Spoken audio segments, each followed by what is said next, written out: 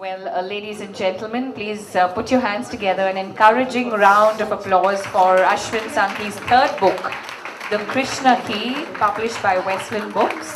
We have Dino Moria, Anil Dharkar, the CEO of Westland Books, Gautam, right here on the dais with the author himself, Ashwin Sankhi, The Krishna Key.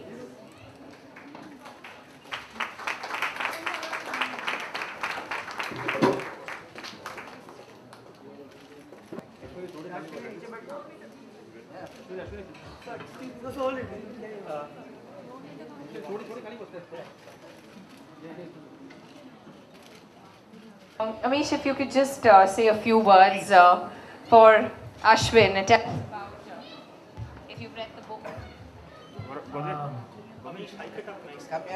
Yeah, Amish, you have to hype it up for us. I'm not ready for this at all. I'm a huge fan of Ashwin. He's a dear friend, and I'm a huge fan of his.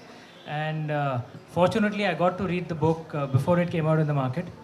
And I think I called you up at 2 o'clock in the night or 1:30 in the night, and I told him, "You asshole, my writing is delayed because I was wasting my time reading your book." And I just couldn't put it down. I kind of read it continuously, and I absolutely loved it. It's not just, it's a rare skill to mix deep research and philosophies and good storytelling. Because usually books which have a lot of philosophies, which have a lot of research in it, can get extremely dry, and you need to be seriously committed to kind of plow through it. But Ashwin is somehow able to put it across in a very easy, kind of page-turning manner. So, and you'd read the book, but at the end of it, you've actually learned something as well, which is rare. So absolutely love the book, and inshallah, this will be an even bigger hit than Chanakya's Chant. All the best, buddy. Big hand for Amish, everybody. Thank you so much, Amish. And now I think we can throw it open to the audience. If we have questions, the audience, what we do is whenever we say, are there any questions in the audience is put in a spot. So there's always that question about who will raise their hand up first, and then we have questions that follow. So ladies and gentlemen, questions, anything that you'd like to ask, anything that you'd like to suggest, please feel free to put your questions forward. Anyone in the audience? Anyone right there? Have you had any inspiration behind any of these books? It always starts with a certain inspiration. So for example, with the Rosabal line, it was just the fact that I visited a tomb, and the person who was showing me the tomb said that the person buried here is supposed to be Jesus Christ. And that at that moment, I knew that that was a story that I wanted to write. With Chanakya's Chant, it started out as simply sitting in the airport in Delhi and watching the process of cabinet formation happening in Delhi, which was extremely messy and had been going on for 2-3 weeks. And I asked myself, was politics in India always so messy? And the moment I asked myself that question, then the rest of the story opened up. I think with the Krishna Key, it was that chance encounter with a friend who talked about the Kalki Avatar and the fact that there's the 10th Avatar of Vishnu. So it's always a small idea which sort of gets your grey cells working and opens up the possibilities of a story. But that initial spark is required. Yes, absolutely. So do you have any advice for aspiring writers? Well, I would say be destructively creative. And be an insomniac, because you need to be an insomniac to write.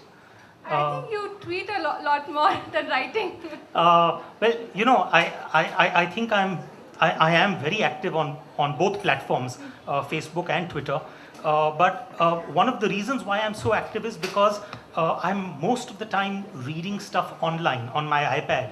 So whenever I come across something which I think is going to be of interest to everyone else who's on Twitter, that's the time when I sort of, put it into my tweet buffer, as it were, so that I don't overwhelm my Twitter followers with tweets happening every minute. No, I think amongst all the people I follow on Twitter, you're the most interesting and the most informative. I haven't found even one boring tweet coming in from you. You just made my day. Thank you so much. Well, is it? There's a lot of speculation that Christ and Krishna were the same person. In your research, have you come across anything that actually proves this? No. Have I come across any evidence which actually proves that they are one and the same? No. Is there a lot of speculation? Can you say that there is, one is what is considered to be direct evidence, and one is conjecture. So to that extent, I believe that the similarities which are pointed out between Krishna and Christ fall into the category of conjecture, because honestly what we have to go on is simply the fact that the names sound similar. Beyond that, there are those who say that, well, after all, Jesus's mother, and if you take Jesus's name, Yeshua, and you can take Krishna's mother, which is Yeshodhara. And so again, there are similarities between the Yeshu factor. But honestly speaking, this is realm of conjecture. Unlike a lot of other evidence which exists for the Jesus in India story, which is not conjecture. Jesus and Krishna were completely different periods. Absolutely. No, and not only that, but there is a very high probability that there was borrowing both ways. For example, I mean, we know for a fact that there was a great amount of spiritual discourse happening through most of Asia at that given point of time.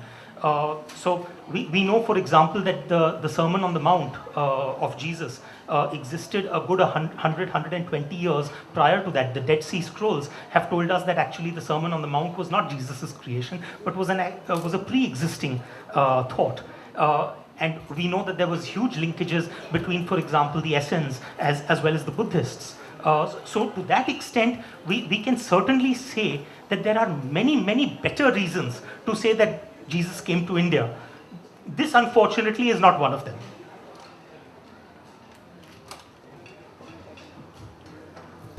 When is Kalki coming?